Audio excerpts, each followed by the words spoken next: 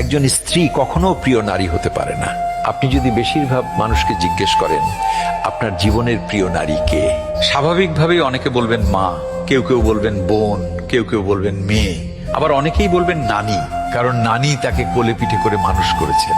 কিন্তু আমি ভীষণ অবাক হই, এমন একজন মানুষও নেই যিনি বলবেন আমার জীবনের প্রিয় নারী আমার স্ত্রী। আসলে বাঙালিদের সমস্যাটা হলো স্ত্রীকে ভালোবাসি বললে মান সম্মান কমে যায়, স্ত্রীর কাছে ছোট হতে হয়, লোকে বউ পাগল বলবে, আবার অন্যান্য পুরুষের কাছে নিজের পৌরুষত্বটা একটু কমে যায়। আচ্ছা, এমন একজন পুরুষও কি নেই যার অসুস্থতার সময় তার স্ত্রী হাসপাতালের বেডের পাশে নির্ঘুম রাত কাটিয়েছে, কিংবা বাবার বাড়ির বিলাসবহুল বাড়ি ছেড়ে একসাথে জীবন যুদ্ধটা করবে বলে অল্প বেতনের ছেলেটার হাত ধরে বাড়ি ছেড়েছে? শ্বশুর বাড়ির ঝাল তরকারি খেতে না পারলেও বাবার বাড়ি থেকে ফোন এলে ঠিকই বলেছে আমি খুব ভালো আছি।